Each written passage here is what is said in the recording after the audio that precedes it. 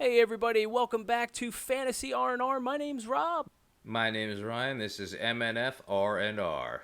Let's start the show off with the jingle. This is Fantasy with Rob and Ryan. Fantasy R&R. Bitch. All right, guys, it's Monday night. Ryan and I are hanging out watching Monday Night Football. Don't know if you've ever heard of it before, but we got Tom Brady versus Jared Goff, the Buccaneers going against the Rams. We had a very eventful Sunday yesterday. Just a quick update in Ryan's league, Dynasty League, ESPN 10-team league. How many players are we playing all together with Ryan in this league? You can have up to 20 players. 19 is the standard, but it's one of those things where, like, if you got somebody on the IR, that you could have up to 20 players at a time. So at any given time, 200 players could be off the board. Yeah, so it's a pretty deep league. I am currently 5-5. My team name, Footballs, which is a take on Ryan's dad's baseball league, Baseballs. It's a little homage to him. He's the one that got me into fantasy sports. I am currently playing team under new management. Team name is under new management, new guy. I am down 104.18 points to my 103.86 points. So it's a tight one. We're going to try to kind of keep you guys updated while we're watching this. I got Chris Godwin going at it of the Buccaneers against his Josh Reynolds. So this should be interesting. Yeah, you at this moment you literally just need a half point, just one reception in our league. Yeah, in our league we only do a half a point per reception. We don't do a full point. I just always thought it was kind of cheap when you see some of these. For example, what I really hated is when a wide receiver is about to, run one of those catch and run routes where he's just, a wide deep and he gets a catch and it's 1 point even though he loses 2 yards on the play. So, I mean, I've never been a fan of that. And so I only give us a half point for those. Yep. So that's going to be fun. I'm going to be watching this pretty close here. All right, let's get into it. Let's get into the week that was week 11, not week 12. We do apologize about that. Clearly, Ryan and I were a week ahead of things. But let's dig into Thursday Night Football a little bit, Ryan. Alcohol has nothing to do with it either. Alcohol has nothing to do with this. Yeah, you want to talk about the what you want to talk about first? I got the Eagles, Burrow. We're talking about the Jaguars. What you want? Oh, geez. Why don't we just get into the Thursday night game real quick? That was my game of the week. Yeah, there I you think go. I was right to begin with. I did say Green Bay, Indianapolis with the Geezers going at it. That was a really great game. But Arizona Great Seattle game. was my game of the week. And, this is real quick, a little hot take, if you will. I'm pulling this thing out of the oven.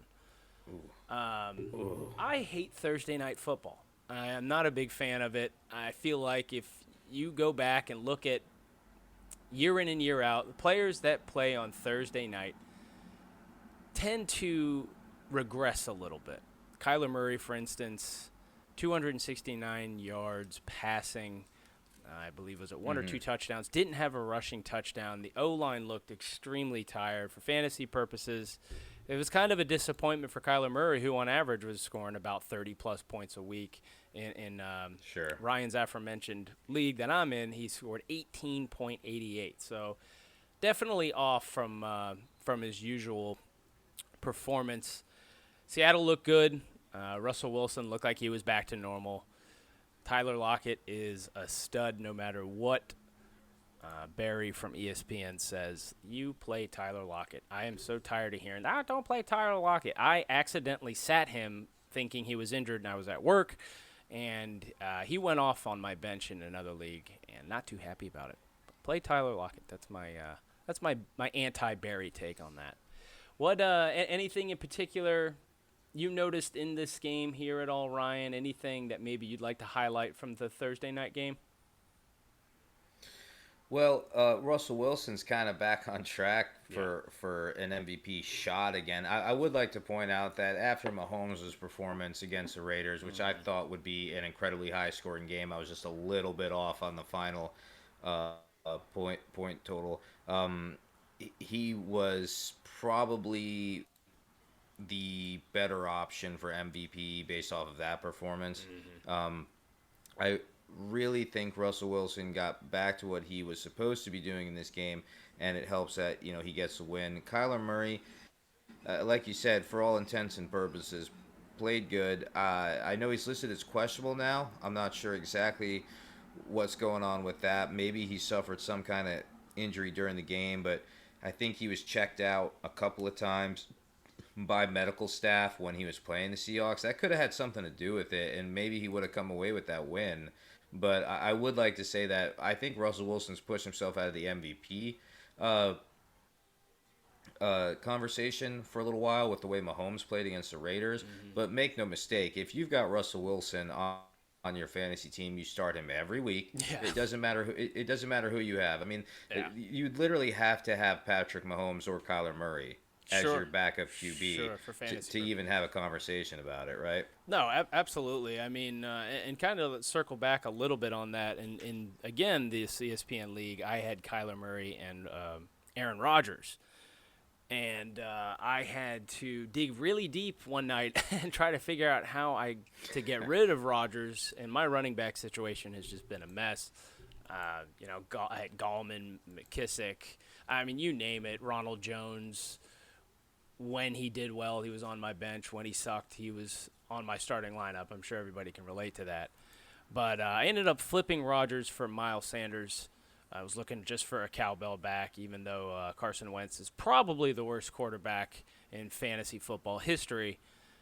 We'll have to I, talk about that too. yes, yeah. Let's. I think that's a good transition point before we kind. I mean, we're looking at the Sunday games anyway. Philly, Cleveland, snooze fest, and that one. Let's talk about Carson Wentz. Ryan, you are an owner of Carson Wentz on your team. Are you dropping him after this performance? Let's just say this is a 14-man league, two quarterbacks, I don't know, something.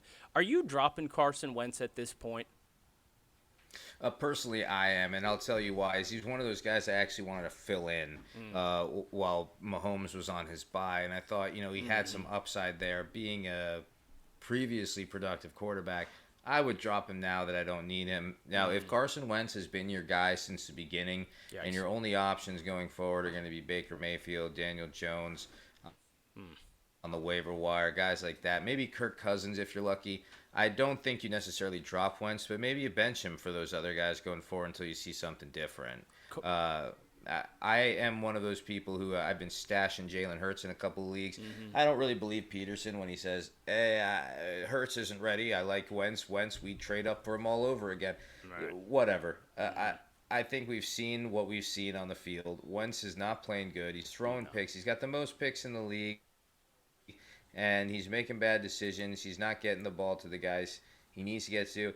Yeah, they've had injuries, but I'd like to point out that gravy train, that excuse gravy train is coming to a derailment soon. A lot of their offensive line is actually getting healthy and coming back, and the guys that are not healthy yet were aging veterans. Mhm. And what you're going to see going forward is if Jalen Hurts comes in and sparks the offense, Mhm. it's a Joe Burrow situation. It's Mhm. like you can blame the offensive line being bad for a number of things, but that one QB change could make the difference going forward. I like Dallas Goddard too if Jalen Hurts takes the field. Yeah, I do too. I like Miles Sanders even better, to be honest. I like Rieger. I like Fulgham. I like Alshon Jeffrey. I mean, they have the weapons. It's just they don't have the quarterback to spread the ball properly. And I mean, this has got to be concerning at this point. I mean, Kirk Cousins or Carson Wentz going forward? Who do you like better there, Ryan? Going forward, I'd take Kirk Cousins I all do day. too. I do too. I like Yeah. the weapons. We've kind of poo-pooed on him a little bit. In Yeah, I'd prior like to ring the episodes. alarm real quick. Looks like Chris Godwin got a small little catch. You've taken the lead. We're going to do a live update here, folks. I did see that. I thought that was a whole bunch of nothing. I was like, oh, God. Footballs taking the lead over under new management, 104.46 to 104.18. 5-5 footballs. Rob is managing that team against 3-7 under new management. Rob is trying to garner for a playoff position push here. So we're going to be monitoring that situation. And right now, Rob's got a win probability of 59%. That's what he's saying. Oh, God. And then it looked like Brady actually incomplete to Godwin. I definitely could have used those 10 Yeah, yards, I just but, saw that too. All let's right, move, yeah. So all you let's- Tampa Bay fans, temper your expectations here. Yeah. Who knows what's going to happen before the half? That's right. That's right. Let's move on Fourth to and another snore fest here. The Atlanta Falcons, New Orleans Saints.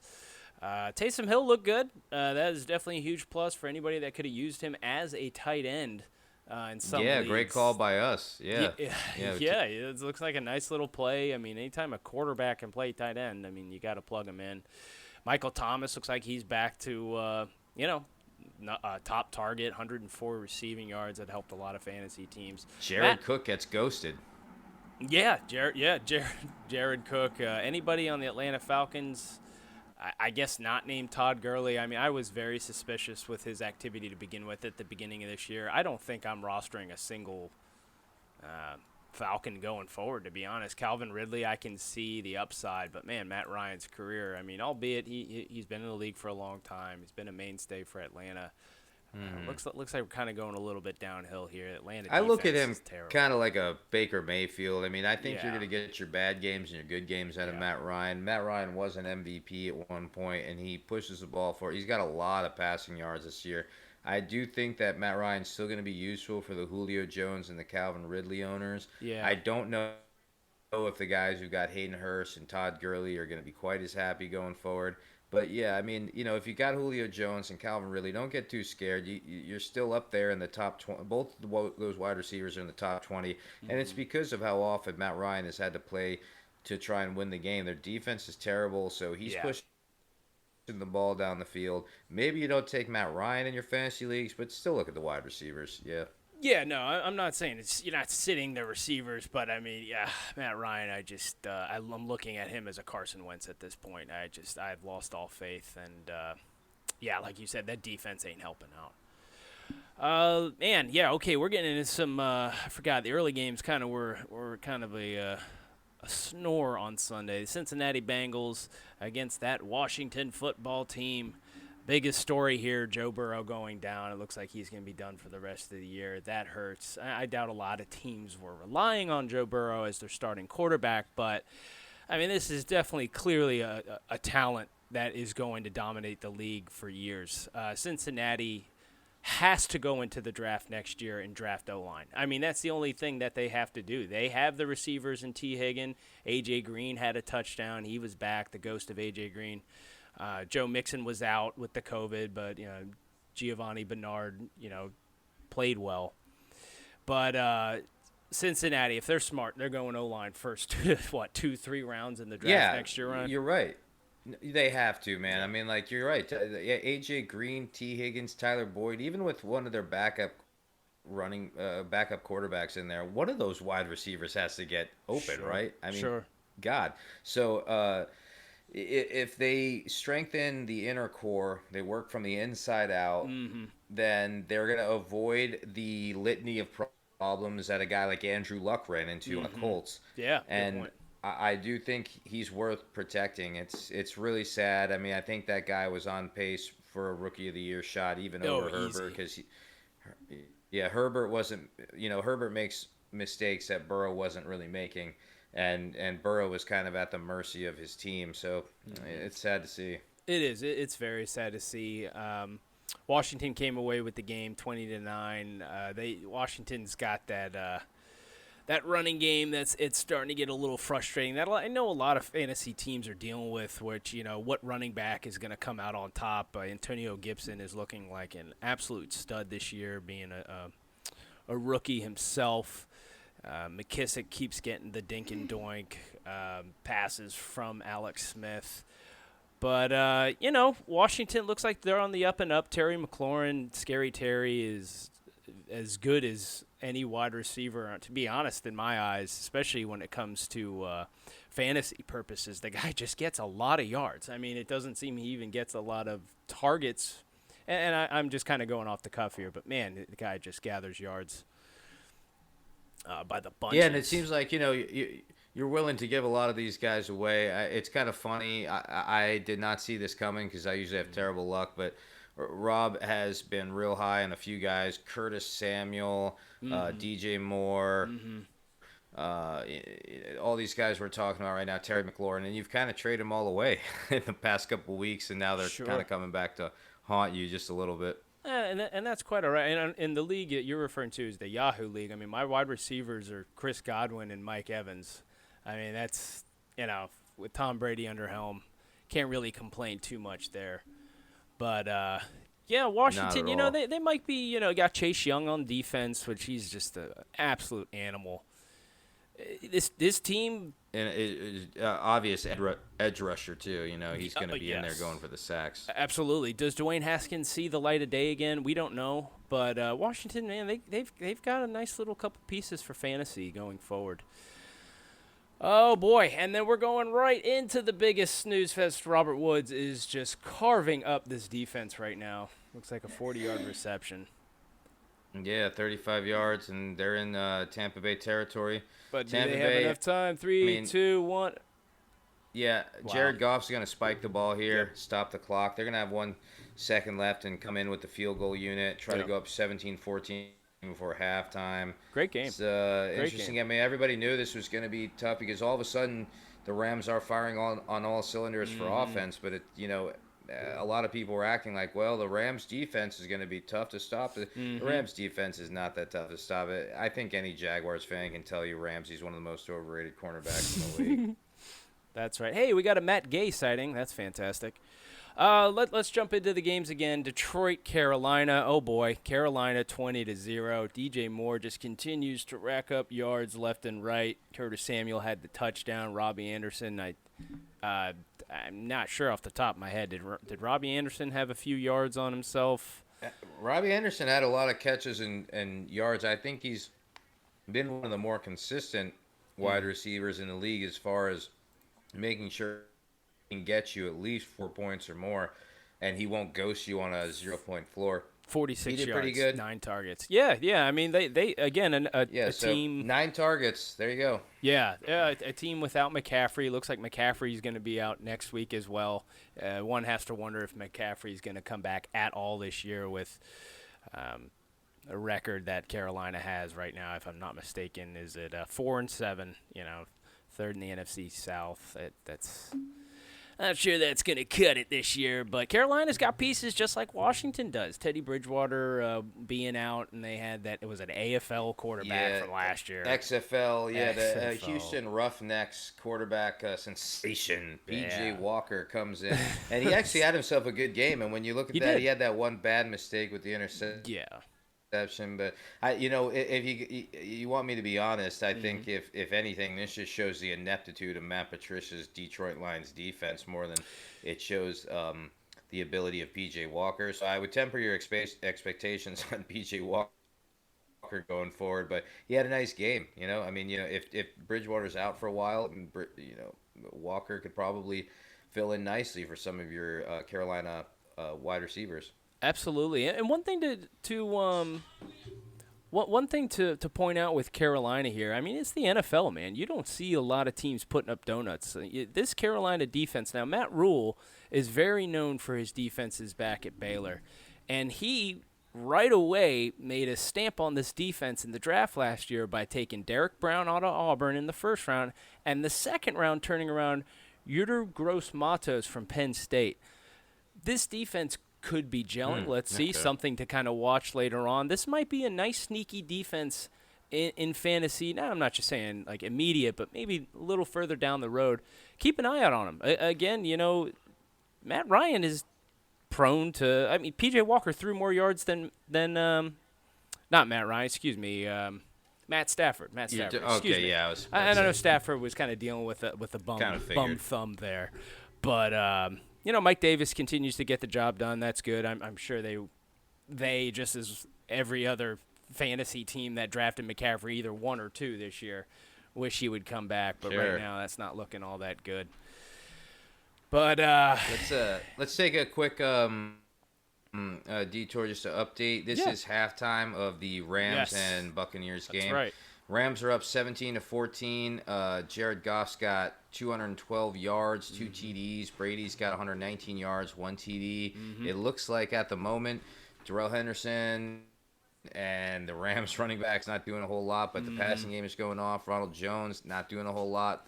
Passing game's going okay on the Bucs. We got Cooper Kupp leading the way with 9 receptions, 109 yards. Antonio Brown actually has 6 receptions for 38 yards, making him a leader in most standard PPR formats. I mean, Antonio Brown coming in to halftime with already 9.8 points in most standard leagues. That's exciting for people who picked him up when no one else would. Cooper Kupp is the guy right now on pace for about 218 yards receiving if this all goes to plan by the end of the If all game. those good, you're right. And Robert Woods right behind him, 5 receptions, 60 yards with the touchdown.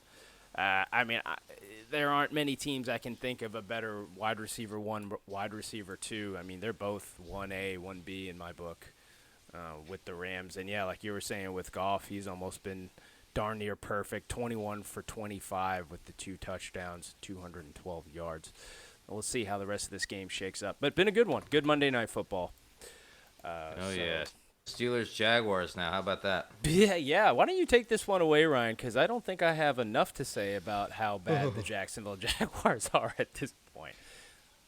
Man, I'm just so disappointed. I mean, you know, me and Stephanie, she's in our ESPN league. When we were watching what was going on with the Jaguars in 2017, we got so excited because 2016, we're watching was a the city of 3-13 Jacksonville. Jaguars. Yeah, You I mean, know? and that's the thing. We could feel the energy. One of our favorite moments of the 2017 season was when the Jaguars took over Heinz Stadium, Heinz Field for the second time, and there you could just hear the chants of Duval just echoing through Heinz Field after the Jacksonville win. I mean, it was just absolutely insane, and I just hate to see that it's come to this once again in the Jaguars' trajectory. I mean, it's just really, really sad. The Steelers had their way. Deontay Johnson made a couple of amazing catches in that game. James Robinson, I think, you know, at this point, Marone and Gruden are going to have to understand that you can't just do this over and over again. Yeah, it's great. James Robinson's getting you 70 to 120 yards a game. It's great. He's not winning games for you. He's not breaking off runs like Fred Taylor for 50 yards. He's not breaking off runs for 50 yards like Maurice Jones-Drew did. It's just not happening. He's not being the difference in the games for the Jaguars, and they have no QB right now with Jake Luton taking over. Yeah. DJ Chark's being underutilized. You know, they have no tight end. Tyler Eifert, he looks slow. Ever since he came back from his injury, I don't think that's going to be a thing. And Laviska Shenault's out. Yep. Our offensive line's finally healthy, and they look old. Yeah. So with Todd Slow. Wash basically agreeing to give away every single person in our defense, this was to be expected. The Jaguars are inept. I think I need to see Marone fired, Todd Wash fired, Jay Gruden. You know, you're convincing me maybe he sticks around, takes over the head coaching job, and if he just takes the reins and no one can tell him what to do with that playbook, see how that turns out. What do you think is going on here, Rob, with the possible QB draft next year? Do you think we take one of these guys that's coming out in the draft class? You know, real quick, this isn't a scripted show here, people, but this is exactly where I wanted to use my Masio Minute. So Ooh, Masio Minute coming yeah, up. this is perfect. This is not a scripted show, people. Here, we're off the cuff here. We're having a nice, fun, loose show here. Let me know when you're queued up. I would love to talk about this QB situation here with those Jacksonville Jaguars. I am queued up. I'm QB'd up. You got your Masio Minute coming right now, starting at 1 minute. Go. Jacksonville, fail for Fields. Do not win a game going forward. We've seen this year in and year out. Happened last year. Jaguars win, beat the Colts, and they lose 3 spots in the draft. This year, we need to have the second pick to get Justin Fields from the the Ohio State Buckeyes. He is a game changer. He is elite. Him and Trevor Lawrence are going to be the true 1 and 2. This isn't the Sam Darnold. This isn't the Baker Mayfield. This is the truth. The Jets are not going to win a game, period. So Jaguars, please, if somebody's listening to me, Shad Khan, just don't win. You can't win. We need Fields. Fields will create the Chenaults, the Charks, immediate all-stars in fantasy football. Fields will be the equivalent to a Kyler Murray. Your Masio minute's up, man. That's fantastic because I wanted to get that off my chest. It's so funny that you were to ask me that, and I was like, I'm using my Masio minute on that. Jacksonville, please fail for Fields. That's it. I'm done. All right, you guys heard it here first, man. I mean, yeah, I'm sure that no one has had that take. So, Not a single person in and I say that sarcastically, obviously. So, let's go ahead and move on here. We're gonna go to this Titans-Ravens game, and Great it was game. a shocker. Great game. What's going on with these Ravens here? I want you to They're- go first, and then I got something Oh, to say about the jeez. running backs. Let me roll up my sleeves here. Baltimore, what's going on here with the defense, buddy? Fantasy football defenses, you failed plenty of teams this year. You let Ryan Tannehill throw 259 yards on you. Derrick Henry did his thing, came back to prevalence, 133 yards. Corey Davis had 113. A.J. Brown is a monster. Tennessee looks like they could be back on track. Baltimore, I think, is starting to slowly but surely slip. They're not going to catch the Steelers in that division. And Tennessee, then, they have a rival with the Colts, which we'll get into here in a little bit, that played, again, an amazing game during the weekend. But I'm going to be watching some Titans games going forward. That was a lot of fun. I think Tennessee is the Baltimore of last year. I think this team's really exciting, and if they start hitting on all cylinders going forward, this team's going to be airing it out. Again, like I had said, A.J. Brown looks like he's back to full health. Corey Davis is not a joke. We talked about that not too long ago, how he had a dud of a game and everybody was dropping him left and right. Yeah. I'm like, are you kidding me? Like, you can't just give up on these wide receivers just because they have one bad game. Yeah, it happens. Guys, you got to understand, too. I mean, if I put this dude in my lineup, he's not scoring anything. Just wait a week. let me put him on the bench, and you're golden. I agree, right. though. That's right. What's your take on it? That's how I felt. That was a great game. Great game. Great game. I'm a little scared about the way things are going for Lamar because I was one of those guys that was like, yeah, Lamar's a sell-high prospect right now. If you want to trade him, I think you get a lot for him, and I think he's got a 10-year career ahead of him, but I've always been scared, as you know, that Lamar runs into a situation where he tears an ACL or breaks a leg. I didn't actually see this coming, where he's struggling to move the ball even with his running game. That's a little concerning. I would say, maybe bench your Marquise Browns. You could keep Mark Andrews in your lineup. Yeah. As far as the running backs go, man, I got some bad news. We got some Ravens COVID tests, close contacts, and positive.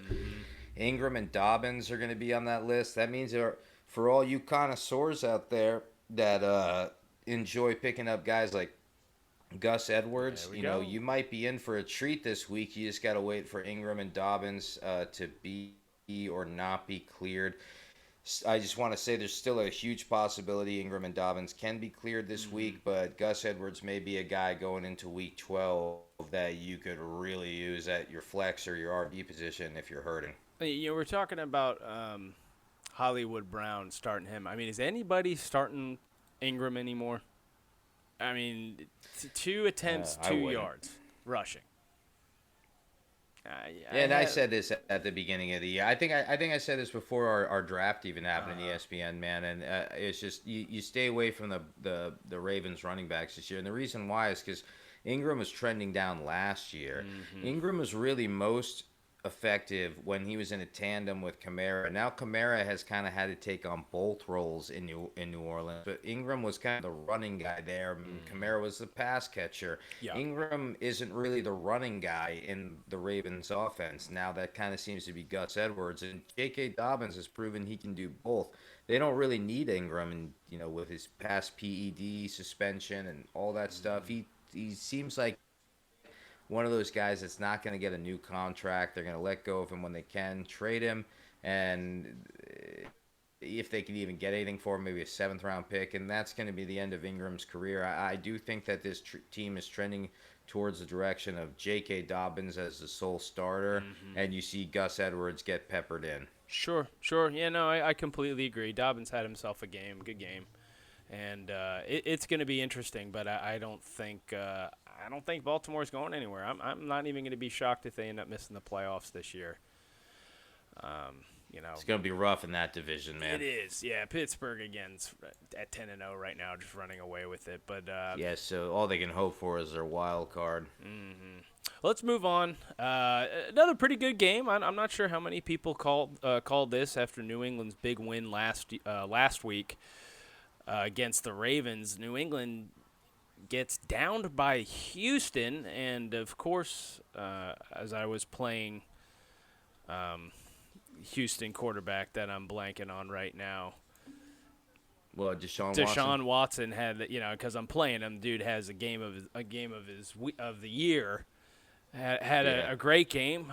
Scrambled a bunch. Cam Newton even had himself a game. Damian Harris had a touchdown, and that's something I think you'd like to talk about a little bit with the inept running game for New England. I don't know what they're doing, but maybe you could shed some light on it. Damier Byrd, 132 yards receiving. I mean, I don't know. I don't know what New England's doing. I don't think New England knows what they're doing. Houston could try. No, they're not going to contend. 3-7. They're not doing anything. This was kind of two lackluster teams essentially battling it out, and Houston came out on top. You got anything on this one for fantasy purposes at all? I mean, I don't see anybody that's I just feel real bad for anybody that's got the Patriots running backs. I really do. Yeah. I've been dealing with this for a while, Sony Michel, Damian Harris, and eventually you have to kind of scoop up all of the running backs on that one team to really understand, like, well, this guy's going to get major yardage if any of your other guys go down. It really stinks, but I will say this.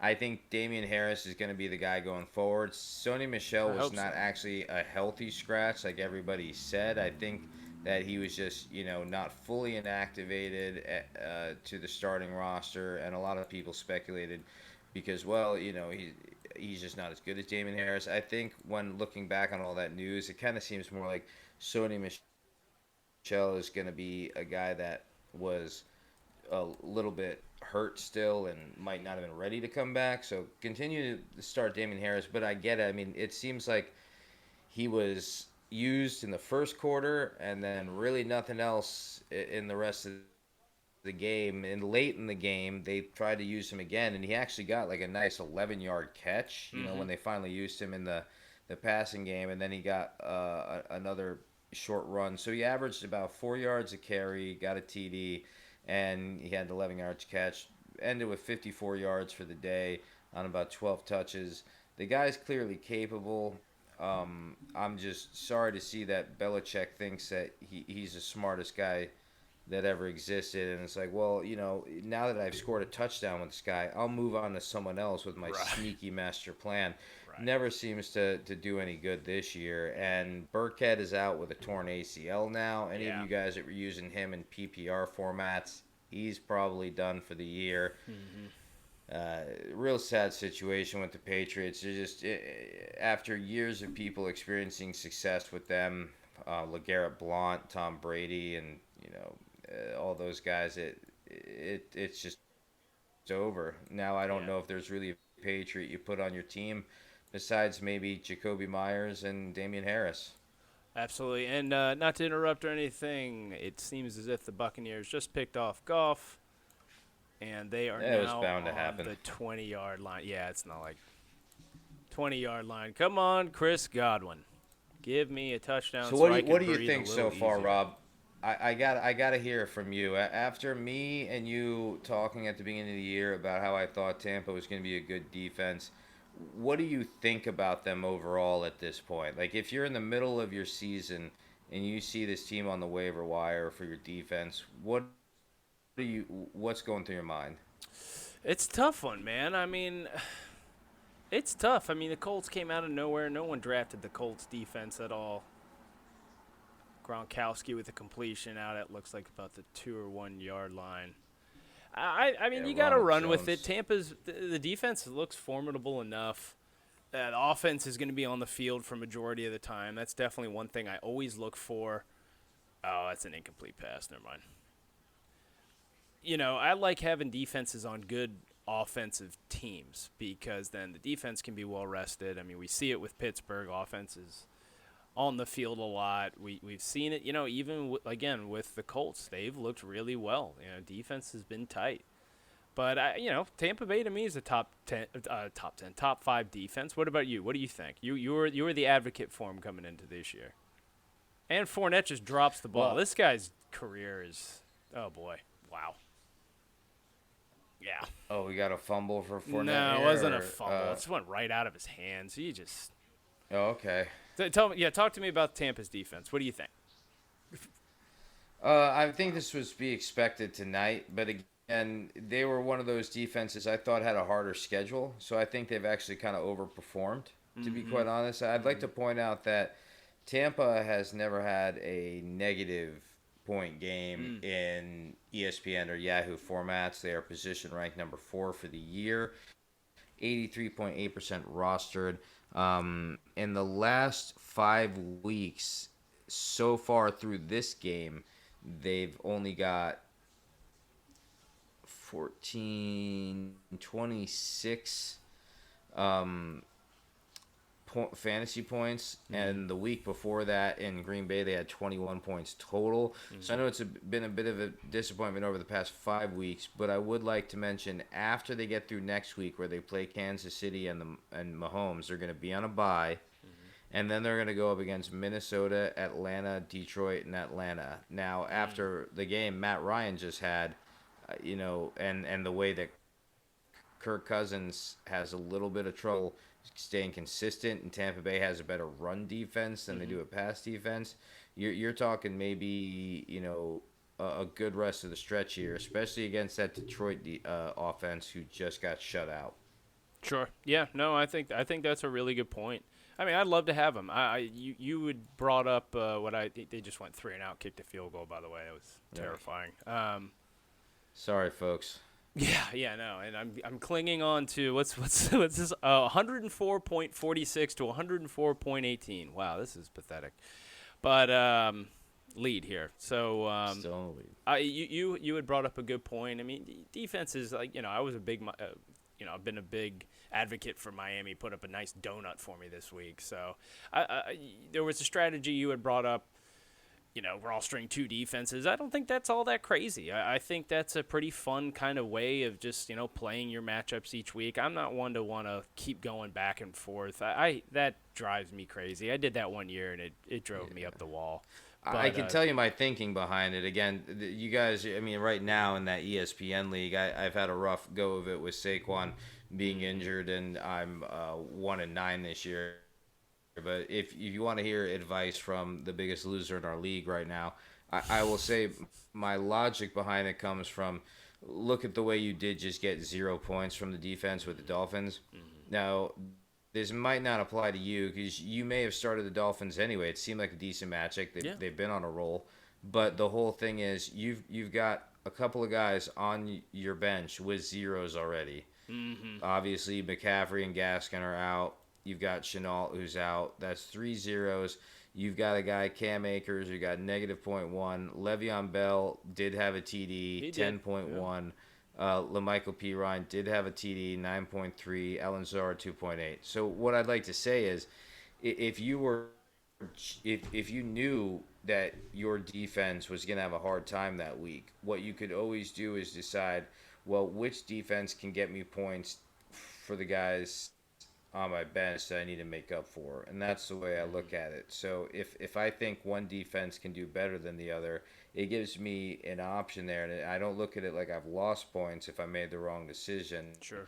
The whole idea was if I knew that my defense would be screwed anyway, I at least could give myself a fighting chance by choosing the other one. Sure. And Yeah, like that's the way I go about it. I don't even care how good you think your defense is. You're not playing a defense against the Chiefs. You're not playing a defense against the Steelers. You're not playing a defense not gonna against work. Tampa. It's just not going to work. Yeah. So like of the players you just named, that are putting up either donuts or doing close to nothing, I definitely am going to be scouring the waiver wire this year, and that's probably going to be my lone waiver in ESPN, just finding a backup defense, just because. But defense, Schmeechnance, whatever, however that fucking goes. But let's move on. We got. What do you think about that Dolphins and Broncos game? Yeah, speaking of, I know what a wacky game that was. We had 2 Melvin Gordon touchdowns. Guy hadn't done anything all year. Came out, had 84 yards rushing. Drew Lock had 270 yards passing. Tim Patrick is a guy who's just piling up yardage, but he's not getting touchdowns. And I can't. So even KJ Hamler, it's hard for me to trust any wide receiver in Denver. And Sure. the thing is with Miami, Tua went out, and it just seemed like, oh, here comes Ryan Fitzpatrick to do Ryan Fitzpatrick things, and the offense just essentially just kept getting like to rushed take off my- the field. My Milik minute about that. Here we go. Let's go. Let me cue you up. Ready? In 3, 2, here is the Milik Minute. All right, this is the problem I've got. I've seen some ridiculous comments on YouTube, people mocking Tua for being benched. What really happened there, and I watched that whole game, is Tua got his ankle rolled on during that play. He was pulled off of the field at that moment, and he was going to go take a minute to rest on the sideline. We saw Fitz come in out of necessity for a couple plays and make a couple of big time throws, and it looked like he was going to have some momentum to finish off the drive and get the win for the Dolphins. And as a head coach, I would understand that decision, but I've seen some people say that Tua was benched because he was playing badly, not because of the injury. No, what happened was Tua definitely got injured. He came out, and then afterwards, Fitz threw a couple good passes, and Flores decided to keep him in. I saw people saying, well, Flores said he wasn't hurt and that it was because of bad quarterback play. Go watch the interview, you dopes. Well, That's it, what Ryan. he said was that they okay, well, I just want to say, like, he was out of there because he got injured. Yeah. And Fitz was supposed to finish off a 2-minute warning, 2-minute drill. I mean, just to piggyback off your argument here, people wanted to jump off the Tua train week 1 of him starting. And you and I both laughed, and all the talking heads all said, oh, this is a disappointment. I mean, give me a freaking break. If anything, Miami is just making sure that this guy's okay. They invested at what pick was he? Number 6. Give me. I think it was 5. 5, and I know okay, and Herbert went 6. Yeah, I Is think that it was how 5. it went? Herbert. That's a joke. I think the Dolphins passed on Herbert. Yeah, to take him. What would they did? What would the sense of going? Hey, let's throw Tua back in there. Well, for what? I mean, yeah, I get it. They're winning now, but you got to make sure this guy's okay. It's silly to anybody, but you know what? Let these It's game people script. let's let these people believe the Berries of the world and drop Tua, please. I'll pick him up everywhere you drop him in dynasty leagues. It's ridiculous, Everywhere. but I don't even think I kinda- want to sit here and talk about Drew Lock. No, I don't either. And again, that's where I feel like that Miami defense, as I had mentioned earlier in this podcast, the defense suffers because the offense couldn't stay on the field long enough. Ahmed is not the answer. Myles Gaskin's going to come back. I believe he's going to retain that role because he looked like a legit running back. And, when Tua's not in, the Giuseppes, the Parkers of the world, they're not going to be getting fed the ball. Fitzpatrick's not a good quarterback. Let's move on because I'm already getting tired of talking about that game. So let's talk about a game that I think was closer than anybody thought was going to be, the Los Angeles Chargers against the New York Jets. Justin Herbert just continues to do what he's doing, 366 yards passing. Guy's a beast. Keenan Allen has to be looked at as what? What do you want to say? What you got Keenan Allen in one of your leagues. I want you to talk about Keenan Allen. I want you to make sense of Keenan Allen's ranking. In your mind, Ryan, where would you rank Keenan Allen amongst the wide receivers this year in fantasy with Justin Herbert under center? He's going to finish as a top 5 wide receiver. Give me the number. I don't want top why. 5. I want a number. You want to know what he is right now? To you. No, Or no, what he's to gonna you. Finish at? What is he going to finish? Who's in front of him and who's behind him and why? I think he'll be 5, and I think he'll be Okay. behind guys who get massive volume, probably like DeAndre Hopkins, Okay. DK Metcalf, guys like that who make huge plays. Keenan Allen was waiting for the right quarterback to come around. This is somebody I took in a money league off the waiver wires. Nobody had him 4 years ago. That's crazy. Which is crazy to me. Keenan Allen's a rookie from back in 2013 or 14. And he's been playing with Phillip Rivers, who's kind of limp-wristed, and he has been for most of his career. I think Keenan Allen's going to be finishing as a top receiver. Mike Williams had a couple of big games. I think he's one of your true boomer bust players. There's no running game on the Chargers whatsoever. The Jets rolled over on this one. The only guy you want on the Jets is Jamison Crowder. In fact, I got to not even give that much props to Herbert because I think he made an ill-advised throw to Keenan Allen to try and squeeze in a TD earlier in the game. That got overturned to the Jets through a fumble by Keenan Allen. And otherwise, Keenan Allen would have had an even bigger day. And the Jets then immediately give it right back to the Chargers defense for a pick six. If it wasn't for that pick six on the Chargers D, you'd actually be looking at a tie game in which Herbert would have had to score at the last 2 minutes. So, I mean, Herbert, you're going to want to stick in there as a high-volume QB. But until that defense does anything, you're not going to see the Chargers winning too many games in the future. No, and it'll be interesting to see if Austin Eckler does come back. Balaj, he did all right, but we'll see what happens there going forward. Very similar to Miami. That running game just wasn't happening in either game. And, yeah, that game, New York, plenty of opportunity to score, which 28 points for the Jets. I mean, shoot, that's like 100 points for every other team in football this year. And I guess the injury of note, LaMichael James. Not LaMichael James, I do apologize. Another guy you had mentioned that's on my team that I've been rostering on my bench, LaMichael Pirine, high ankle sprain. He's probably done. So pick up the Frank Gores of the world, I guess. I'm not going to be that guy. Jets are horrible. Following that game, the game that I really was looking at and should have called my game of the week, I think that was even my game of the week B, the B version of it. The Green Bay Packers against the Indianapolis Colts. Fantastic game. Slugfest back and forth the entire time. Aaron Rodgers is amazing. Just came up just short enough to Phillip Rivers in that one, 34-31. A guy I think teams need to look at right now, Michael Pittman Jr. Had a big run, 45-yard touchdown. It was a quick pass. Didn't really do too much after that. A couple more receptions for another 22 yards, I believe. But Jonathan Taylor had himself a game, 90 yards. That's what I was saying. You just don't know with another team with the running back situation. That's just got to be maddening for fantasy players. Devontae Adams. That was my minute last week. That's right. Yeah, that's right. Devontae Adams, I think, speaking of wide receivers, I think is going to end up this year as the number one wide receiver in football for fantasy purposes. This guy just keeps doing his thing. Aaron Rodgers spinning the ball. Indianapolis, this is a huge game for Indy, and now you got them and the Titans going forward in that division. They're going to be slugging out. I believe do play this week, if I'm not mistaken. Yes, they do. And Tom Brady just threw an interception.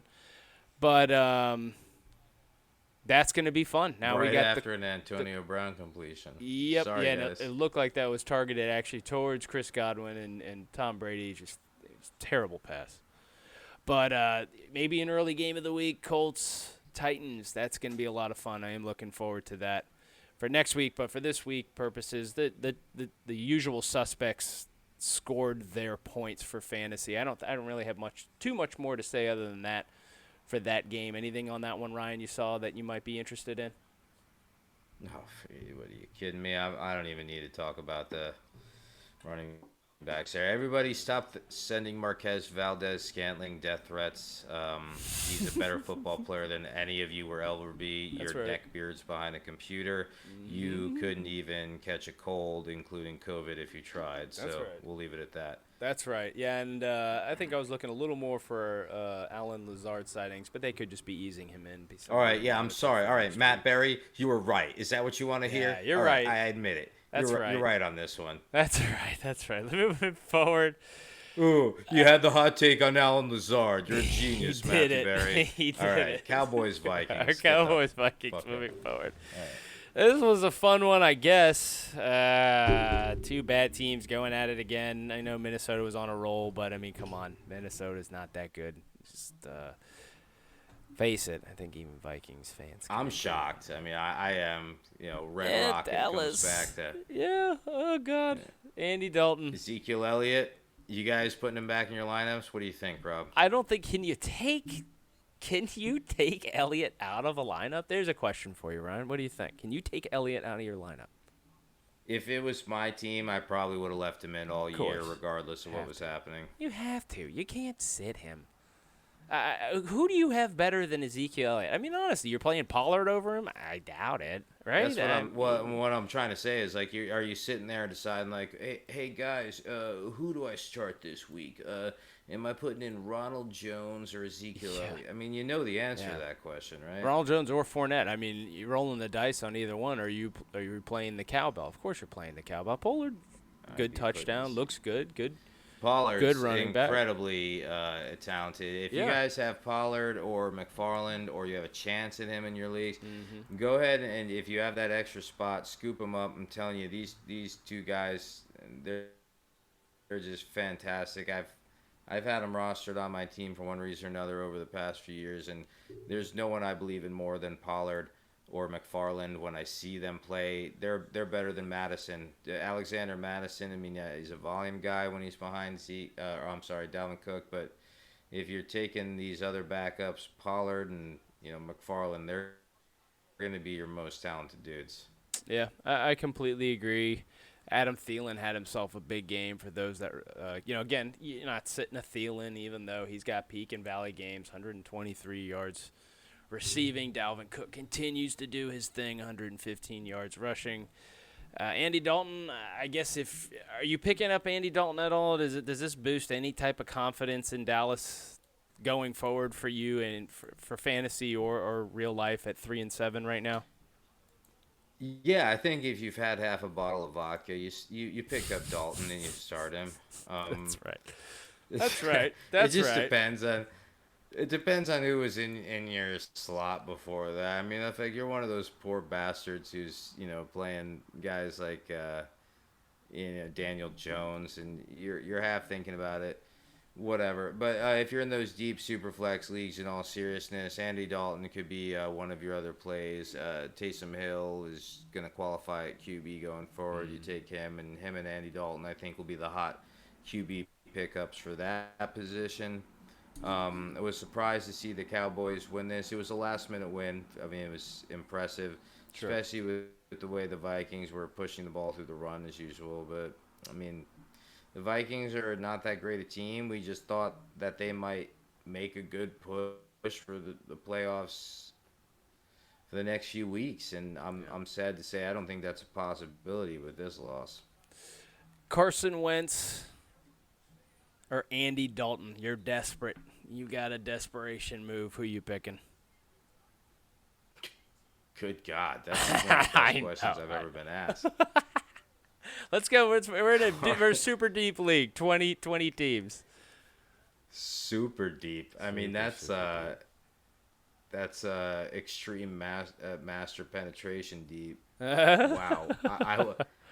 I think I take Andy Dalton. The only reason is I actually watched him throw some touchdown passes to his main wide receivers this week. Real quick, Josh Reynolds completed pass. Oh gosh, I am now losing, folks. Oh, are you losing? Yep. All right, guys, we have a live score update here of one of the biggest losers on the planet Earth. It's Rob with footballs. He is losing to under new management, 104.46 to 107.78. All Jeez. all he needs in this situation is a 30-yard catch from Godwin to win. That's Or a it. touchdown, He- right? 6 points. you got But I one also got to touchdown. see if Reynolds gets a touchdown here. I'm really behind. I can't believe this. This is insane. As Skip Bayless likes to say, Jared Goff it up. I don't know if he can do That's that. right. For all We'll you see. Rams fans out there, this is a thing of beauty. You're watching a tie game between Jared Goff and Tom Brady go down to the wire. If you guys remember, this is not Cam their Akers first meeting. touchdown. Tam Akers touchdown. I want you guys to know. Remember this. This is Jared Goff's revenge game. If you were there for the 2018 season Super That's Bowl, right. you saw Jared Goff square off with the Rams against Brady and the Patriots, and ultimately come up short after a lackluster offensive performance by the Rams that game, and which was ironic considering the offensive tear they went on in 2018. We saw Cooper Kupp get huge points, Robert Williams gets huge points. Todd Gurley was still on the team back then. But yeah, now we're watching a Los Angeles Rams up 23-17 against the Bucks, and they make the extra point, and it's 24-17. Rams are winning. Yeah, Let's so move on to this last game here between the Chiefs and the Raiders last night, Sunday Night Football. Beautiful What did game. you think, Rob? Beautiful game. Beautiful game. Exciting both ways the entire time. I couldn't have been any more happy the way that ended with the touchdown to Kelsey, who was left wide open. I don't even understand how that happened. Raiders defense just clearly fell apart there. You can't leave Travis Kelsey open. 127 yards receiving. Clyde Edwards-Helaire, 69 yards rushing, 2 touchdowns. As you had said, Le'Veon Bell scored a touchdown. We had a Le'Veon Bell sighting. Patrick Mahomes did his thing. I don't even need to get into his stats. The guy's really good. But I would like to kind of bring up. Let's circle back into the Toilet Bowl. By the way, folks, that is the league name that Ryan has created and has been the It's The because your manager. life goes into the shitter the minute you sign up. That's right. for That's right. That's right. We have a trade that has been proposed. Again, I'm just kind of trying. I'm trying to compete, but at the same time, at 5-5, I know it's a long shot. So I've been making some moves. As I had said, I did trade Aaron Rodgers for the long run and Miles Sanders, having Kyler Murray. We had you had a podcast about a trade that I had made that was proposed to me. I was getting Christian McCaffrey. I traded Ronald Jones Jr. as well as Darren Waller because I did have Travis Kelsey, Waller being the number 2 tight end. It was a no-brainer trade. Had to make it, accepted. And now I'm on the verge of another one as our trade deadline is approaching. I have a trade proposed. I traded DJ Moore for Christian Kirk. That one's kind of biting me, but I'm happy you got him. With your boy Keenan Allen, that's going to be a nice little tandem going forward for you. I have a trade right now, Christian Kirk that I traded for, as well as Le'Veon Bell, and upgrading the wide receiver position in A.J. Brown of the Tennessee Titans. I had Brown last year in a league. I really like this dude. Very happy about this trade. Waiting for, I believe it is tomorrow, would be a trade that can be accepted. Is that right, Ryan? You know, I think you have a number of days. It should be the 27th at 3 a.m. Okay. But it's a trade that, can going forward would be accepted. Looking forward to it again. If I end up losing this week, so be it. It stinks, but I'm really happy with the pieces going into next week. I got to see if Chris Godwin can make something happen here. In less than a quarter and a half of football, anything can happen. It's football. But, Kansas City, Vegas, man. What did you see in that game? I saw pretty much exactly what I thought I was going to see. It was Derek Carr gashed the Chiefs defense through the air, and Mahomes being the best quarterback in the league with some of the best weapons in the league. And this is exactly what happened. Kelsey goes off 127 yards and a TD. Mahomes does throw his second interception of the season. Was not the worst in the world. Carr also threw an interception, but I mean he went head to head with him. 3 TDs for Carr too. Make no mistake, I think this is going to be an exciting divisional rivalry going forward. Guys, I told you, my game of the week, Kansas City, Las Vegas Raiders, and then Mahomes comes down the field with a minute 47 to go and throws a touchdown to Kelsey to win the game. And Carr is just mean mugging the screen. John Gruden ain't taking no victory laps around the stadium in a bus this time. This was exactly what I thought it would be. I was a little off. I'm sorry for all you Vegas bettors out there. I said this could be a 70 to 80 total point game. It was 66. Sue me. But expect this kind of thing in the future. I think this is going to be an awesome matchup going forward. I do agree. This is a fun one. We just hit the 1 hour mark here in this podcast. We are done with the review of the games. Again, Buffalo, Chicago, New York Football Giants, and the 49ers were all on byes. And the Buccaneers go 4-out again. This is insane. All right, yeah. Wow. I mean, that's it's going to be a rough one for you guys to watch the rest of at home. I do apologize. This is for all you Buccaneers fans out there, this must be frustrating to watch. But I mean, think of it this way: if any of these teams meet up again in the NFC Championship, it's going to be real exciting. I think it's going to be a fun rest of the year. Rob, you're calling maybe Pittsburgh Steelers and Kansas City Chiefs for a possible AFC Championship. That would be nuts. That's what I'm thinking. And I think that would be the slugfest of all slugfests. I think that would be who a knows great if one. who knows if we see the Bucks in the NFC Championship or not. That would be great. But it's been very exciting football for the past couple weeks. I think the standings are finally starting to shake out. All you guys that have your fantasy players, you probably feel a little differently, but trust me, what you're watching here is I think the Chiefs are taking it to the house.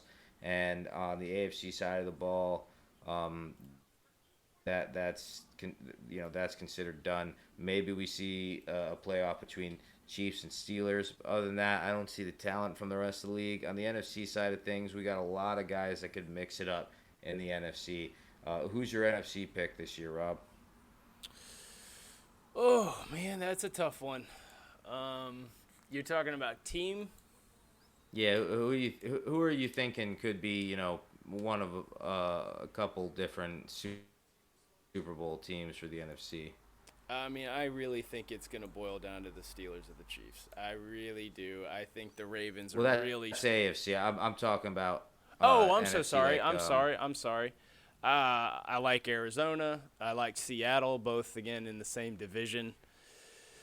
Oh, yeah. Okay, yeah. Oh, man. Let me take a look here. I mean, I kind of So if you had to decide between, like, Arizona and Tampa Bay, like, who are you taking in that game? Going Arizona. Yeah, going how Arizona. about Seattle and Tampa Bay?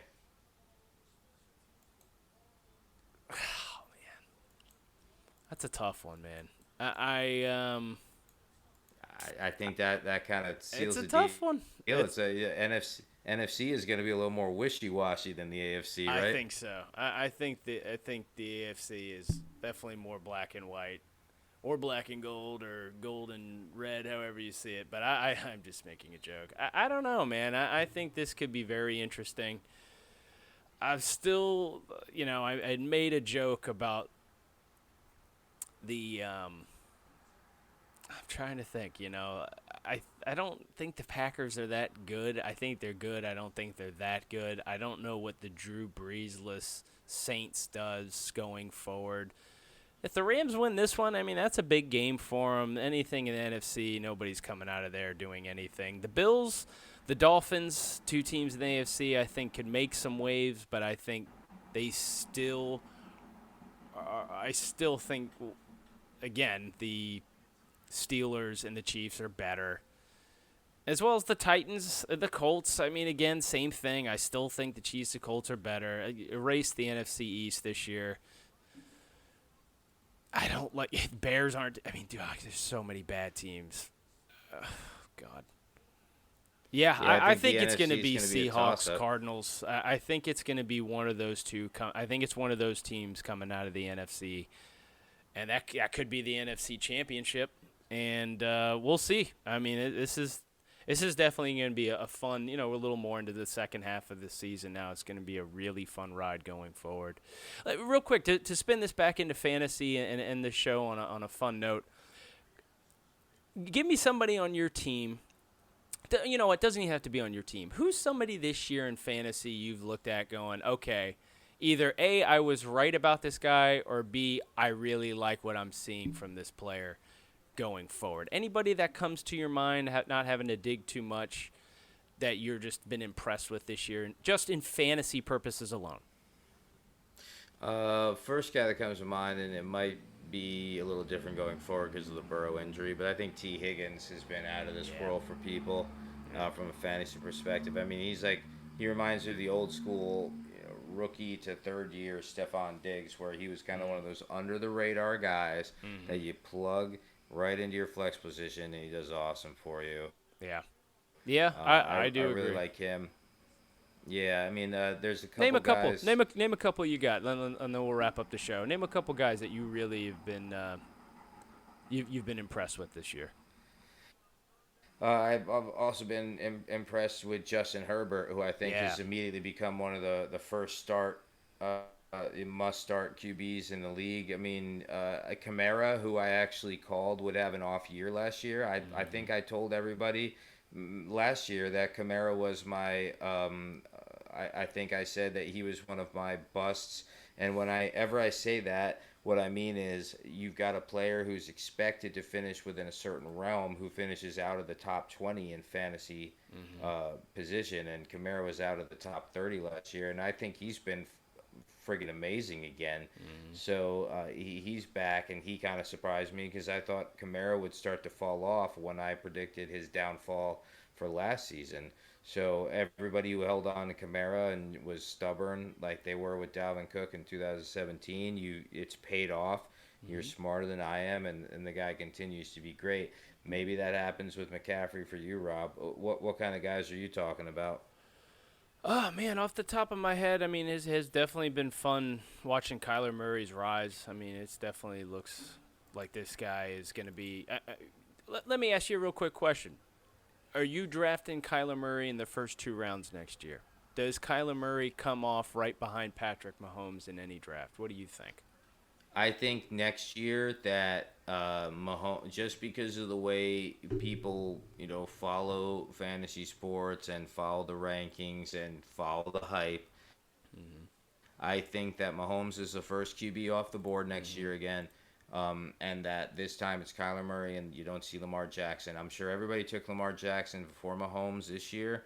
Well, you're regretting it because you just assumed that some guy who just happened to throw for 50 touchdowns and 5,000 yards in a year was just a one-off. You were wrong. You don't understand what you're watching. And guys like Lamar Jackson have come and gone in this league a lot more often than guys like Mahomes. So I do think that Murray, who has a little bit both Mahomes and Lamar Jackson in him, I think he's the number 2 QB off the board. And you could see him go in round 1 when guys like Henry, Devontae Adams, and all those guys are already off the board in a 12-team league.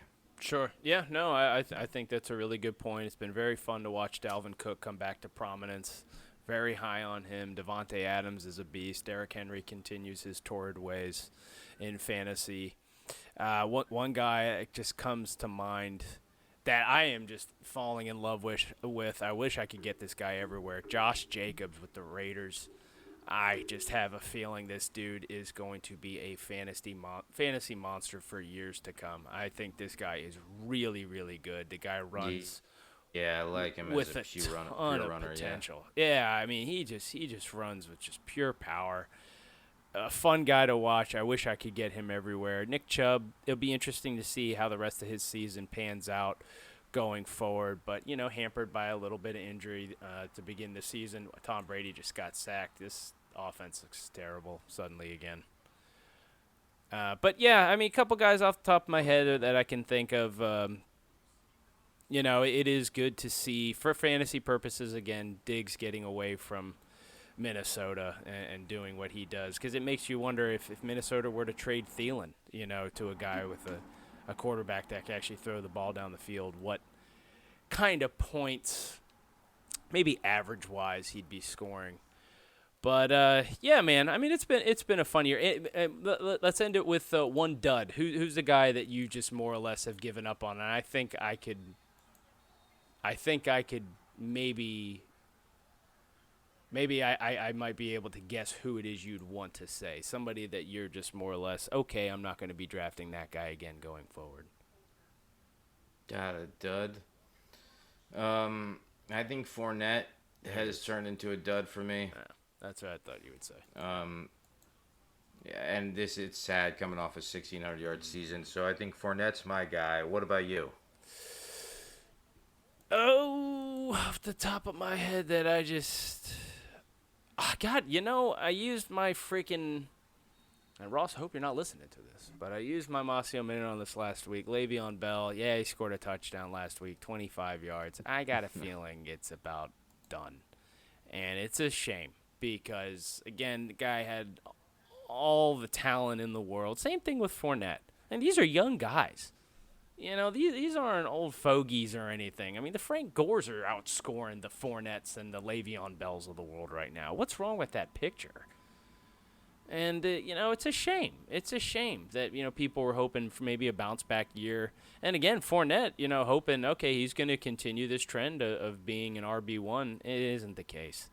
And, again, I agree with you. I would not draft either one of them going forward for outside of maybe Ronald Jones and Rojo going down for a season, and they have to be that back. I just don't see it. But yeah, this is well, guys. Just to give you an update, it looks like Brady may have had a forward pass reviewed as a fumble here. It was a very ugly play. Could have been a safety. I don't know what's going on at worst, here. but it doesn't look like it's gonna. Yeah, but we're not sure right there. Temper your expectations on the rest of this game for the Buccaneers. They look like they're struggling. I will say that I think that the Buccaneers have the best chance of any team with a guy like Brady coming back and winning this game. So even if we see the Rams go up 31-17, we still got a full quarter to go. Everybody hold on to your seats, hold on to your butts. Rob, I think we're going to get together and do a weekly review this week. For all you guys out there that are actually wasting your lives listening to this, remember to come and check us out at Fantasy RR Pod on Twitter. That's right. My name is Ryan. We have a Twitter. This is Rob over here, and we will see you next time for Fantasy R&R. Yeah, with that, Ryan, either I'll be talking to you Wednesday night or maybe even Thanksgiving. Happy early Thanksgiving to anybody that is happen to be watching, and we do have some exciting Thursday night football, but we'll be doing a preview of the week to be. That is the Week 12. All right, folks, got a quick update here on the game. Ryan and I have been talking, haven't been recording. Chris Godwin just had this acrobatic touchdown. Looks to be confirmed. Touchdown, extra points kicked. It's good. I am currently in the lead right now. Footballs, 113.76 points to under new management's 107.78. Now, let's not forget, he does have Josh Reynolds. So all eyes are on you, Mr. Reynolds. And in my eyes, I hope that you fail. That was an amazing touchdown. First word that comes to your mind when you saw that touchdown, Ryan, was what? Oh, I was scared. I was very scared. Right. I was scared for you. But he broke the plane. Yeah. He got the ball over the white line. That's all that ever matters. In fact, me and my dad have talked about this before. It's hilarious to us how in the rule book, when a runner just gets part of the football into that white line of the end zone, it's just immediately a TD. But back in the day, you'll remember this when you like jump, when you like do like a jump catch. Yeah. They're like, well, we need to see you hold control, maintain Right, control, right. and then come down with 2 feet. It's just like, well, the second that you have the ball in your hands with 1 foot, that should technically be a touchdown because the same rules apply to the running back. Absolutely. Right. That's It's just absolutely. hilarious. Now, I assume that your butthole is nice and puckered here for Absolutely. Josh Reynolds. Yes, on the next drive. I will be holding my breath for the remainder of this game. That is insane. If you missed the touchdown, you will see it everywhere. I'm sure that's SportsCenter play number 1, especially if the Buccaneers do win this game. That was an amazing, amazing play. It goes to show you the athleticism with Chris Godwin. And hopefully going forward, Godwin has been dinged up majority of this year, continues to do these or have these kind of fantasy games. You had a really good take on Antonio Brown while we were talking earlier, Ryan. Why don't you kind of go into that a little bit? What you saw picking up Antonio Brown earlier in a majority of leagues. What are you looking at with Antonio Brown going forward in fantasy leagues everywhere, especially for teams in the playoff hunt? Well, just the fact that he's been targeted so many times since he's come back again. We know that he stayed with Tom Brady and that they've had a rapport together on the Patriots already. Antonio Brown, I want to just point out, guys, this game alone for the Rams, he was targeted 12 times. Yeah. All right, so let me just put it in perspective. Week 9 in their blowout loss to the Saints, targeted 5 times, and Brady missed him on a couple of big bombs. 3 receptions, 31 yards. In Week 10 against Carolina, 8 targets, 7 receptions, 69 yards. This week against the Rams, 12 targets, 8 receptions, 57 yards. So even though he hasn't gotten you a giant play or a giant TD in PPR leagues, you're talking about a couple of weeks in a row with 13 points, and this is a guy that should be on everybody's rosters at some point. I do agree. Robert Woods with a very large completion here. Rams continue to move down the field after a first down. Looked like that was about a 20-something yard completion. Robert And Woods I think having this himself a game. I think this is as good as it could possibly go for you, to be quite honest. What you might want to see here is we want to see a couple of passes to the guys. Reynolds dropped the ball. Yeah, Reynolds dropped the ball. I was about to say we might want to All right. see a couple of passes to a guy like Cooper Kupp Yep. or Robert Woods, and then maybe we skip over Reynolds here. And if the ball is back in Tampa Bay's hands, then they're going to go after Godwin again. And this is as good as it could possibly go for you. I do agree, and something before we left off, and after we recorded, I even said it. This couldn't have been a better scenario. Buccaneers being down by 7 because Tom Brady had no other choice but to air it out, and I got very fortunate that it was Godwin in this game. Again, an amazing catch, beautiful catch. Looks as if Woods with another completion. Man, he's having himself a game right now. Good Lord. Cooper Kupp with 126 yards, Robert Woods with 130. Was he benched by Dave in our league, by the way? Were both those players benched? You should check that out really fast. I wouldn't be surprised, and I could, as much as I'd like to make fun of him for it, I don't even think it would. Yeah, because he has Deontay Johnson and DK Metcalf and Terry McLaurin, Thomas. I'd be starting all them too. But yeah, Robert Woods and Cooper Kupp are on the. Cooper Kupp with a on his completion. bench. Good. Beautiful pass. Wow. This is a game. Jared Goff right now, 357 yards completed. Is that correct right now? Yeah, and I'll bet you anything that Steve didn't start him. No, Steve started Cam Newton. Jared Goff's on his bench. I don't know why anybody's starting Newton. That's just me. But I mean, he had himself a decent game at Patriots team. As you had said in the podcast earlier, just offensively, just And they're running the ball. It's hard to give up on a guy who was the MVP of the league. That's why people still kind of harp on Wentz, to be quite honest. Like, Yeah, he was sure. close to being an MVP candidate. Mm-hmm. So you kind of like just hold on to that. Same thing with Watt. I think that's why Watson has been so coveted by people. And you've heard me complain about him. He has a giant game this week. Yeah.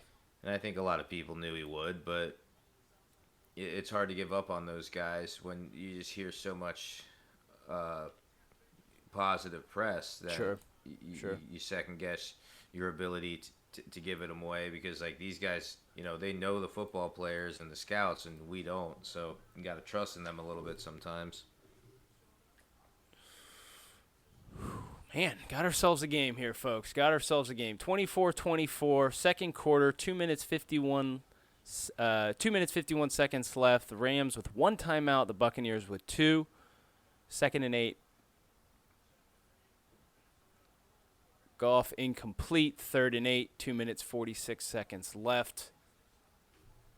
Whew, man, oh man. Wow. See, again, we had talked a little bit about that Yahoo League that we're in, and having Mike Evans and Chris Godwin tonight helping me out tremendously, even though I had already had a win. Which I believe in that league, I think this might be my 4th week straight with a win.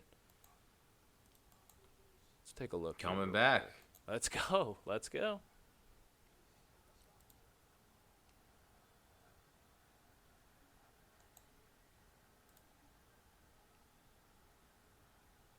Third, but 4 in the last 5 with this win. And the Rams run it 4th and 8.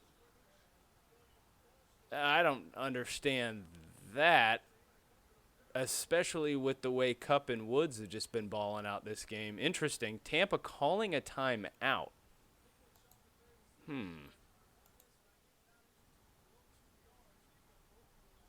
I don't even understand that Tampa Bay timeout. Why not just run that out to the 2-minute warning? Let them go for a field goal. It's very interesting. Very interesting play call there. Well, I can kind of see it, because they still have 1 timeout left. So what they'd be able to do here is, after the field goal, Rob, they could take the kickoff return, and then they can use the 2-minute warning as their timeout. And that's probably the same thing I would do. Is Matt Gay's going to hit the field goal. There it is, 40 yards. Yeah, there it He's is. now 2 And for again, 3, and that's what 27-24. makes sense now. So with 2:36 left in the 4th quarter, basically they're getting the kickoff to themselves. They can run down the field with basically 2 timeouts, and they don't have to run their 2-minute drill yet. So 2:36 left means they can run the clock down. They can take like a running play. They can get in the middle of the field with a passing play, run the clock down, a 2-minute warning. They get a timeout right there, and then they can run their 2-minute drill with a timeout in their possession. Sure. It's Tom Brady. 2 minutes to him is an eternity. I mean, even if he were just allowed to run the clock. I mean, this will be interesting, and the only reason I say that is Buccaneers don't score a touchdown too quick. I mean, you've seen that time in and time out, plenty of games. They don't give the Rams enough time. I mean, offense has been clicking. I mean, that being at the end of the game, Tampa D's got to be a little winded here at this point. But this is exciting. This is fun. As of right now, again, score update. Josh Reynolds is off the field. Footballs 113.76 points under new management. 107.78 running out. The punt return dropped at the 21, so here comes Tom Brady and the Tampa Bay offense. This is exciting. And I think Brady's going to go for the kill here. I don't think this is going to have any... for sure. They're not setting up for no field goal. They didn't call that timeout to have 2 minutes and 36 seconds to kick a field goal. Yeah, I Completely can't agreed. see Arians doing that. Agreed. Monday Night Football, Seattle Seahawks, Philadelphia Eagles. I'm pretty sure the Seahawks will run away with that one. That might be a hot take there for you. Here we go. Tom Brady to Cameron Brate. He's actually looked pretty good this game. Tom Brady with 47 game-winning drives in the fourth quarter, tied with Dan Marino. I'm guessing that's all time because that guy was pretty good. Second and 3, just a little over 2 minutes. Tom Brady to Chris Godwin. Little think slow we're to in- get up. That looks scary. I think he just got rocked. I think we're good here. I mean, and you want to look at it from the fantasy perspective only. We're not talking about anything with you Buccaneers fans or Rams fans, but basically the Rams taking the lead here at 27-24 with 2 minutes, 2-minute warning in the fourth quarter, one timeout for the Buccaneers. What we're looking at here is this is Tom Brady's basically his last chance to drive down the field. He's on the Tampa Bay 38, so he's got 62 yards to go. And if he doesn't make it, the Rams are going to come back and they're going to kneel out the clock and run the ball a few times, and that's going to be the modus operandi. So there's going to be no throwing it to Josh Reynolds unless the Buccaneers take the lead or tie it and go into overtime. So we'll just have to see what happens here. This is going to be very interesting. Yes, I do agree. Right now, 115.46 to 107.78.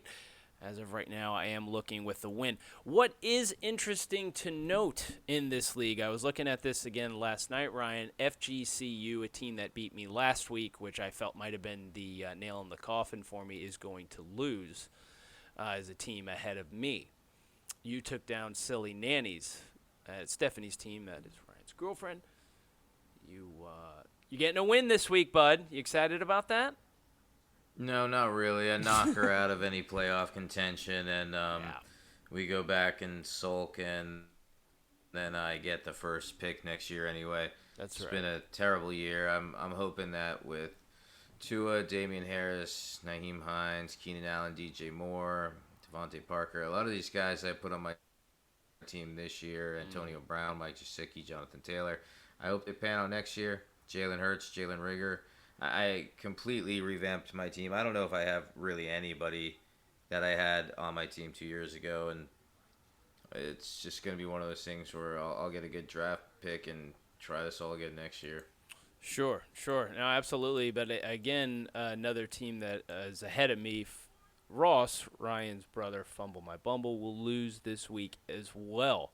So this is going to be pretty interesting, as well as Turn Your Head in Coughlin. I believe that is in the division and/or ahead of me anyway. So things get just a little tighter. So let's see what happens here. Let's see if I can solidify this win. But again, as Ryan had said, this is trending in my favor here for just this week alone. And again, as Ryan had said, I mean, very poor performances. Miles Sanders with only 7.6 points. Christian Kirk with 7. Dolphins defense that put up a donut. Let's see what happens. Incomplete by Tom Brady. 2nd and 10, 1 minute, 57 seconds left in the fourth quarter.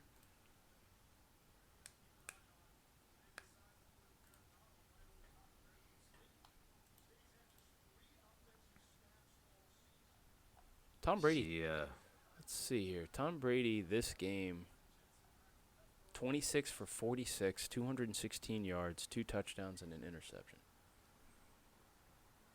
Oh, he's airing it out, and he just threw another pick. Tampa Bay will lose the game. Wow. All right, well. All that matters to That me, Chris Godwin. solidifies your win. Thank you. Wow. So- what a game. We're gonna see what happens at the end of this year, folks. But just be warned. Both Rob's prediction of 8-8 for the Tampa Bay Buccaneers and my prediction of 10-6 for the Tampa Bay Buccaneers are both still on the table. Yours is guys looking a little more realistic, but I wouldn't even be shocked if it's going to be something in between what we said. We might even be 9-7. This is a team. You know, this is something Ryan and I were talking about off air after our podcast we just recorded. I mean, this was a team everybody thought was going to blow everybody out of the water. It's not trending that direction. Please don't try to fake this and throw this to Josh Reynolds. I'm still holding my breath over here, Ryan. Tampa Bay is going to use their timeout. Malcolm Brown with a little. I think rush. you're good here. It ain't over till the fat lady sings. But yes, I do agree with you. This is good to get. Well, I this mean, win. the Bucks didn't use their one timeout, but with less than 2 minutes to go, you can run the clock out just pretty continue far. to run. Yeah. Very interesting. Very interesting game. That was a fun one. Second half, I mean, really wasn't anything there till the last 2 drives. I mean, that was very, very interesting. Here comes the timeout by the Bucks. Yep. 1:43 in the fourth. And for fantasy purposes, if you had Robert Woods, you had Kupp, if you played golf, kudos to you. You have a pair of balls. Chris Godwin, Mike Evans, Antonio Brown, running game non-existent there for Tampa. I think this was what everyone was worried about. This is what I was worried about. That's why I wanted to sell Ronald Jones high, and I felt like I did. Even though I'm getting a McCaffrey that probably won't see the light of day the end of this year, so be it. I have him for next year. And I'm still threatening, so let's see what happens.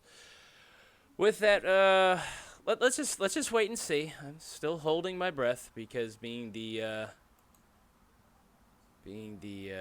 Yeah, Tom Brady's holding his head in his hands while you're holding your breath, but yeah.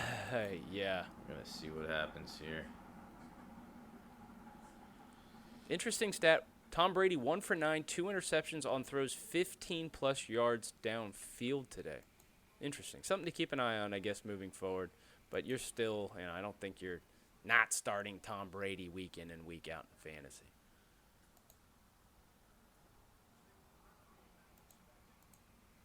Well, I wonder how much Antonio Brown is going to be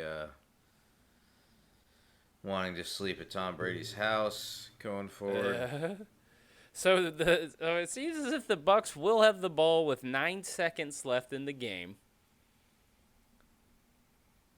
In the classic words of Lloyd Christmas, so you're telling me there's a chance. Rams with 1 timeout. I'm guessing going to call the timeout before they. Oh, wouldn't this be something, folks? Wouldn't this be something? Let's keep this recording going, Ryan, if you're down, and see if we're going to call a miracle here.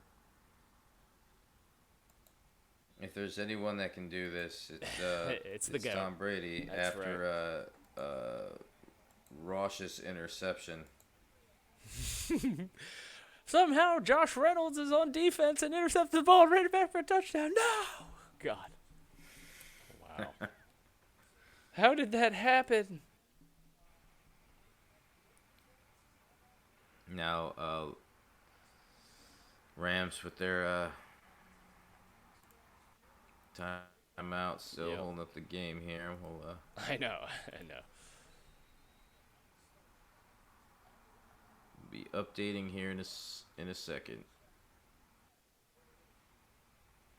There's the punt. And that will be the game. All right, folks. Thank you, Chris Godwin. I love you so much.